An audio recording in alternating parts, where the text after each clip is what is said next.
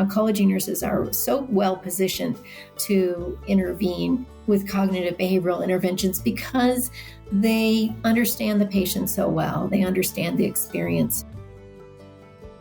We're exploring painful feelings and emotions. And anytime you challenge a person's thinking or beliefs, there can be some pushback.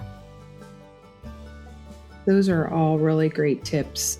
And I'm sure our listeners are going to want to rewind and write some of those down to use with their patients. Remember that it's okay for patients to have negative thoughts and feelings when faced with cancer. But consider, are those thoughts and feelings becoming automatic and overwhelming? And that's when you're going to think about cognitive behavioral interventions. You're listening to the Oncology Nursing Podcast, where ONS Voices Talk Cancer, a resource from the Oncology Nursing Society. Through conversations with subject matter experts, we examine the important issues in oncology nursing, from new treatments to patient-centered research to advancements in clinical practice. Join us as we hear from nurses in all facets of oncology care, from bench to bedside and everywhere in between. Welcome to the Oncology Nursing Podcast. Hello, and welcome to the Oncology Nursing Podcast. I'm your host, Stephanie Jardine, Oncology Clinical Specialist at ONS, and today we are joined by ONS member Ellyn Matthews, professor at Regis University School of Nursing in Denver, and member of the High Plains ONS Chapter, to discuss cognitive behavioral interventions and how they can help patients with cancer. Ellyn and her colleagues have evaluated cognitive behavioral therapy for insomnia in rural breast cancer survivors, delivered both in person and via telemedicine. Her team published both study findings in the Oncology Nursing Forum, which we've linked in the episode notes. Thanks for joining us today, Ellyn. Thank you. It's a pleasure to be here. So to start us off, can you please describe cognitive behavioral strategies and how they are used with the oncology patient population? So cognitive behavioral interventions are based on concepts and methods from structured cognitive behavioral therapy, and that examines the associations among our thoughts, feelings, and behaviors. In that cognitive behavioral therapy, we address those that are negative or unhelpful thoughts, feelings, and behaviors. And we all know that coping with cancer can be very challenging and stressful. It leaves patients feeling worried and overwhelmed. And so as a result, they may focus only on negative parts of the situation or constantly imagine the worst possible outcomes. Also, patients might have some unhelpful beliefs and behaviors when they're under this stress. So, for example, they may believe that it's best to handle things completely by themselves and never ask for help. So instead of getting stuck on those negative thought patterns, worst case scenario thinking, or unhelpful beliefs and behaviors, cognitive behavioral interventions suggest better ways of thinking, more helpful beliefs and behaviors, and that can help lead to more effective coping with cancer. And the focus is on the current situation and not the past.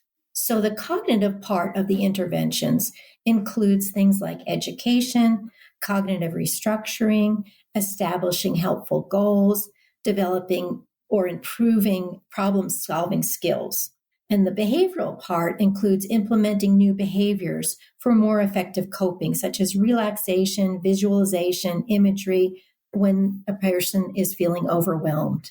Thank you for that. That was a great explanation, and I think something that our listeners are going to really find helpful.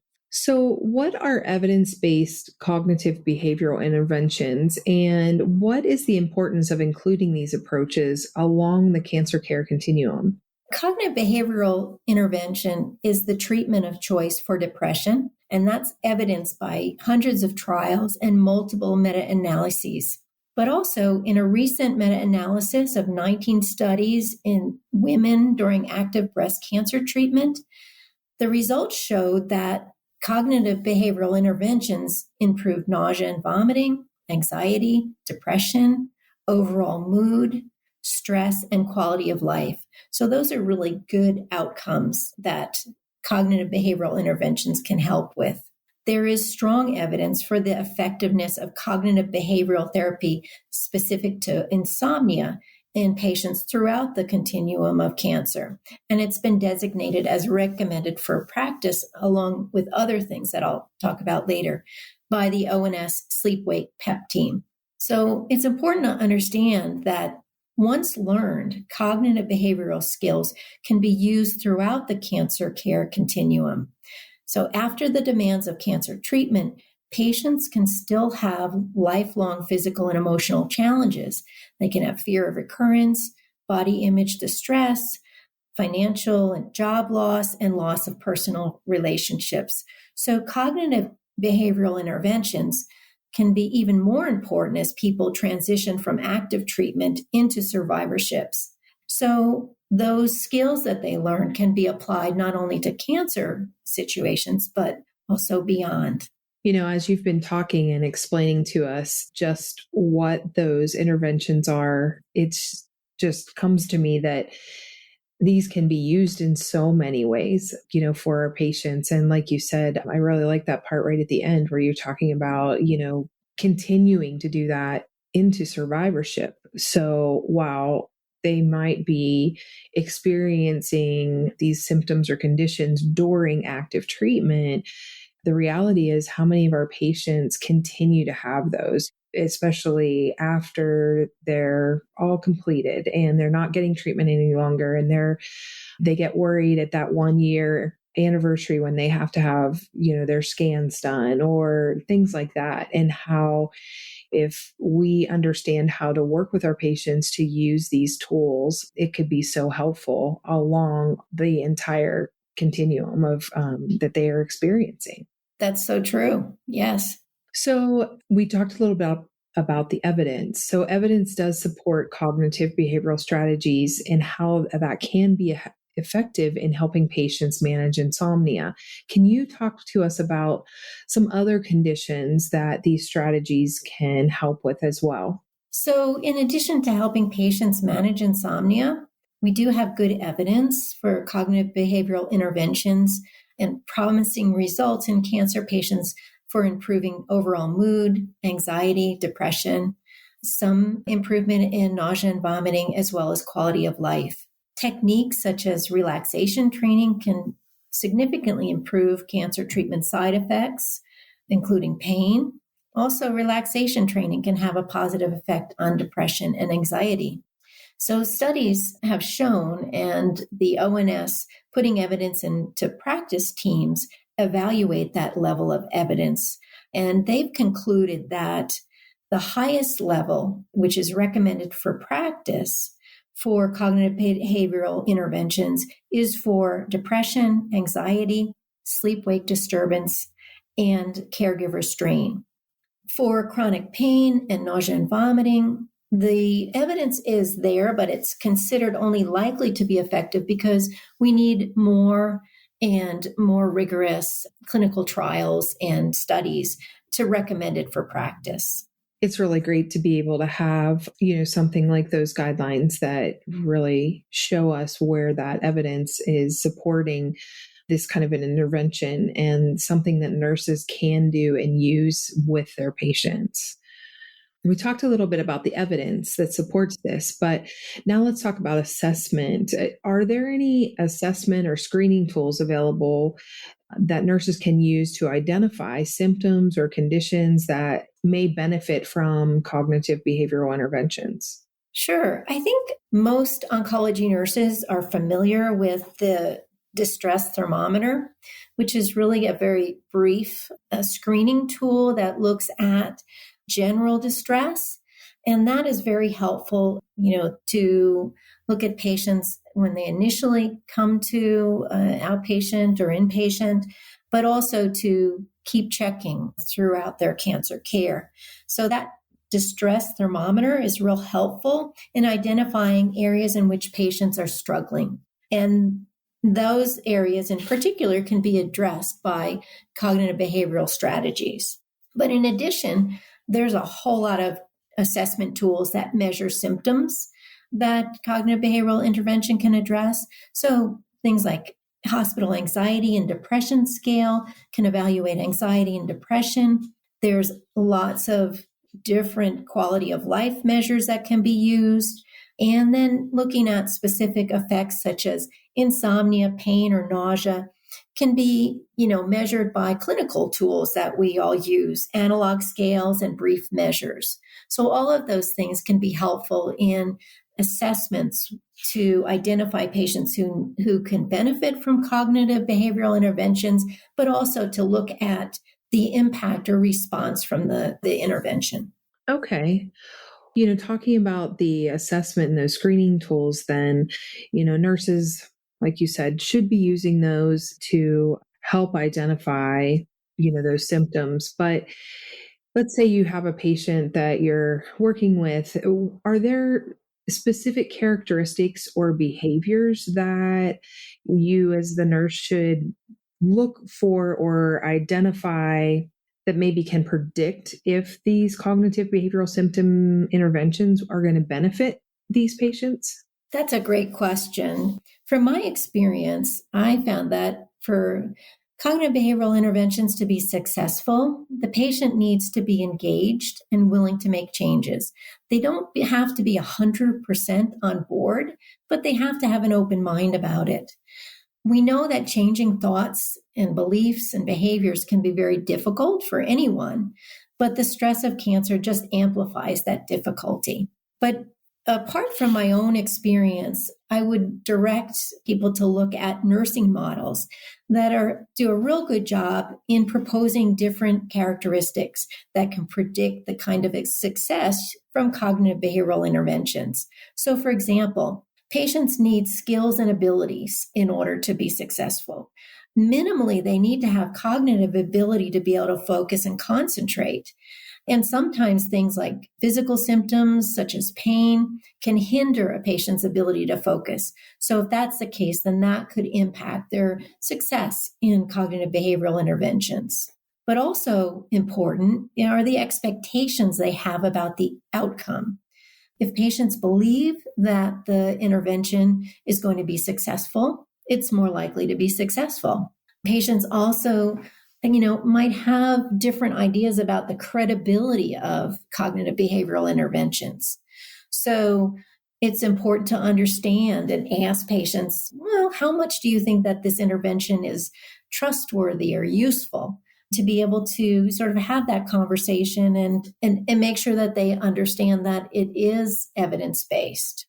The other thing is whether they've had any experience with similar interventions and have they been a success for them. So it's more likely that a patient will be successful in cognitive behavioral interventions if they've been successful before. And then finally, so we all cope a little bit differently with stress. And so success also in the intervention has to match a patient's preferred coping style. So some of us are problem focused and we're looking for solutions, and others are emotion focused and looking for just kind of support and emotion focused solutions. So the intervention has to acknowledge what a preferred coping style is for that patient and sort of match what they're looking for. So are there certain terms that nurses should be aware of when, we're talking about cognitive behavioral strategy and intervention? I think some of the ones that are not as familiar to oncology nurses is that idea of cognitive restructuring. So I just want to explain that a little bit. That's basically a therapeutic process to help patients identify some of their challenging thoughts that are maybe negative or inaccurate. And so those are known as cognitive distortions. So helping a patient identify those thoughts that are really not helping them. They're not, really true. They're maybe over exaggerated and so on. And so that's considered cognitive restructuring. The other term that is important to know in cognitive behavioral interventions is that we can have automatic thinking. So the term clearly means that it's something we don't particularly control. It kind of happens automatically. So we have this automatic thinking that includes images, words, all kinds of mental activity that pops into our head in response to a particular trigger. I mean, it happens to all of us. But for cancer patients, something like walking into a chemotherapy infusion room can sort of trigger this automatic thinking, maybe negative automatic thinking. And that thinking can be repetitive, and it can elicit an unwanted emotional response. So understanding, that concept that happens to people when they're triggered, and then just being able to identify what's going on when we have that automatic thinking and being able to kind of put it in its place. That's a good way to look at things, definitely. And I hadn't thought about it that way, as far as putting it in the perspective of triggers for patients. So we've talked a lot about, what the nurses need to do as far as assessment and how they can identify these patients and things like that. And we talked a little bit about the patients, but with cognitive behavioral interventions, this requires the patients to be committed to their own progress and to be able to kind of form a clear idea of their own thoughts and expectations when using this intervention. So do you have any tips for patients who might struggle with this? Because this could be I think this could be a hard thing. That is such an important question. It really does. Patients do need to be committed to their own progress and have a clear idea, but they need some help to get there sometimes. I think from my own practice, I know that really beginning, to have a good therapeutic alliance with the patient, listening to them and understanding their struggles, get to know them from the very beginning. And then that really helps a whole lot, understanding that you're matching what they need to what you can give them. The next thing is to make sure you have a really good orientation to what you're going to be doing, what kind of cognitive behavioral intervention, and give the patient plenty of time to ask questions. Be clear on what the expectations or the outcomes are so that there's not any kind of misunderstanding about what should be the outcome. Those are ways to help patients commit to progress, but also coaching patients to, on how they can figure out their own goals. Sometimes it just takes a lot of talking to get there.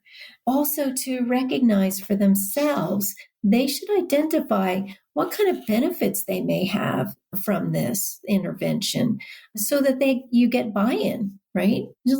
And so maybe one session they say, well, this is what I hope is going to happen. And the next session, when they've struggled, maybe they come back, you can say things like, remember last week when you said that this is what you wanted, to happen, and then sort of remotivating them to be engaged. So another really helpful thing is to help patients work on problem-solving skills. And partnering with the patient to set personal goals is a really important part of it. So we didn't talk about it before, but maybe just to give you some ideas of what kind of goals you would see in cognitive behavioral interventions, they mirror the things that you're working on. So there can be behavioral goals, such as changing things like smoking less or accepting help. They can be goals related to managing feelings, and patients, maybe their goal is to be less scared or less depressed or less anxious. And those are really appropriate goals.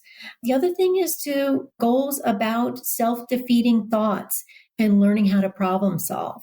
And finally, goals that relate to trying to find ways to deal with physical and medical problems, such as pain and using relaxation, or making sure that they're sticking to the provider's recommendations by talking them through ways to reduce barriers. So a good tip that I have is to have patients early on identify when distressing thoughts or beliefs or behaviors occur, and then write them down. So keep a log and ask themselves questions about what's happening so they get a little more insight into their experiences. So, they've got a distressing thought, maybe when they think about having, the second chemotherapy infusion, think about what's going on. When did they start to have these thoughts? Are they triggered by certain events? How do they feel when they're having these thoughts? Is it anxiety? Is it, how have patients describe their feelings? What does their body feel? Do they starting to have a fast heart rate, or, start to, get really warm and sweaty, so that it helps them identify, when those distressing thoughts are coming. And then think about what they do to cope with it. Is it helpful the way that they've been coping with it? Or do they want to think about trying something different? So those are the things that I think are very helpful to patients, that not just when you working with them in a session or a group, is that when they go home, they need to do some homework. They need to be aware of their thoughts and feelings and behaviors and things that they're working on. And so come back, with some information and data that can be discussed with somebody who really can help them, get through the process. Thanks. Those are all really great tips. And I'm sure our listeners are going to want to rewind and write some of those down to use with their patients. So are there any risk factors or limitations with using these interventions that oncology nurses should be aware of? Yes, I think that's important to be thinking about any intervention that we have with patients. With cognitive behavioral interventions, there's typically little risk, but patients may feel emotionally uncomfortable at times during the process. This is because we're exploring painful feelings and emotions. And anytime you challenge a person's thinking or beliefs, there can be some pushback. So patients may cry or get upset or feel angry during a challenging session or education, talking about those things. So it's important always to be respectful and very calm, recognize that progress can be slow, and make sure that patients know that progress can be slow, or there can be ups and downs, and that's not a catastrophe. It's just the way it works. Setbacks can occur. It doesn't mean you should just stop. You learn a lot from those setbacks, and you can work with people to, overcome them. So during the interventions, it's always good to be very positive, give positive feedback about the improvements, have patients identify when they did what did you do right this week? What worked for you? That can always be helpful. And then just really try to stay away from really dwelling on any setbacks or things that they hadn't done. So when I was doing cognitive behavioral therapy for insomnia with patients, they would always come in like worried that their sleep wasn't good this week. We'd go through their sleep logs and things like that. And I always had to be very reassuring. Hey, you're doing well on this. And just next week work on this. I recognize life happens. And so you can't be, you shouldn't expect to be perfect when you're doing changes in your behavior and your thoughts and beliefs. So what are the benefits for patients engaging in cognitive behavioral interventions? I know we've talked a little bit about some of them, but what could you say are some real benefits for these patients? Patients recognize that when they're working with somebody on a problem, first of all, that in itself feels good, is that you're actually having a plan and that you're having a therapeutic alliance with a provider who can help guide you through some of the ups and downs of the cancer experience, that can listen to you. But also, patients have said that they feel more in control and they have greater confidence in their ability to cope. So we know that cancer can be overwhelming, but the things that they learn in cognitive behavioral interventions can give them that added tools to their toolbox to better cope with cancer and even other stressful situations. I think it's so great that we can see what those benefits are for our patients, and that will just help us as clinicians to realize and recognize that this is something that we really can have an impact with our patients by using some of these interventions. And I really appreciate the information that you've given us so far today. You've really kind of enlightened me, and I'm sure a lot of our listeners, on this area and this intervention that can be used quite easily with our patients. But as we are coming to an end, I like to end all of our podcasts with 3 questions. So the first one is, what are some common misconceptions about cognitive behavioral strategies and interventions? I would have to say that sometimes people think that cognitive behavioral strategies should only be used with people with mental health issues. And that can be a deterrent to get people interested in engaging in the interventions. The other misconception, I think, is that psychologists are the only one that can deliver interventions. And that's not true.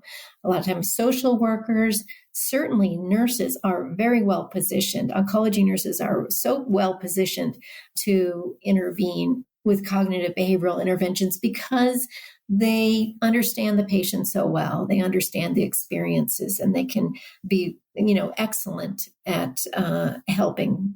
And the other thing is, people think it's maybe really time consuming. Well, it's really meant to be short term. And then the effects and the skills and the learning can be long term. The other thing is that we often think that it has to be an individual one-on-one intervention. Well, that's not true. The strategies can be used in group settings. They can be used with patients and family caregivers, can be delivered in person, by telephone, online, and a lot, and other methods. People can use workbooks and do self-help with cognitive behavioral interventions. So I think that's a misconception that I think, we can easily let go by the wayside. Thank you. Next question. What are some resources for patients and providers who want to learn more about these strategies? Well, I think one of the really helpful resources is the ONS website, particularly the Putting Evidence into Practice section. And if you look at the specific areas of anxiety, depression, insomnia, and caregiver burden, where cognitive behavioral interventions are recommended for practice, that can give you a wealth of information and a number of research studies particular to those different symptoms that can be, just great resource for you. The other thing is for professionals, there are often local resources about cognitive behavioral therapy, like in nursing schools or continuing education classes about that. If you're particularly interested in getting trained in it, that can be helpful. Other professional organizations offer it as well. For patients, I would assume that, where they're going for treatment is going to have some social workers or psychologists that can give more information about cognitive behavioral interventions, but also organizations like AARP and oncology organizations, online can give information about cognitive behavioral interventions. Great, thank you. And last, what's something about these strategies that's not often discussed, but you wish people knew more about? I guess I'd like to emphasize that oncology nurses are really well suited to deliver cognitive behavioral interventions because they spend so much time with patients and their families, and they get to know their struggles, and they really know the oncology experience from the beginning throughout the continuum. Just giving oncology nursing the confidence to know that they can certainly deliver these interventions. Ellyn, thank you so much for being with me today and for your expertise in this area. It really definitely comes out in the way that you talk about how nurses can use this and how you've been able to use this with patients. I just want to ask, do you have any final comments for us today? Sure. Always want to get the last word in, right?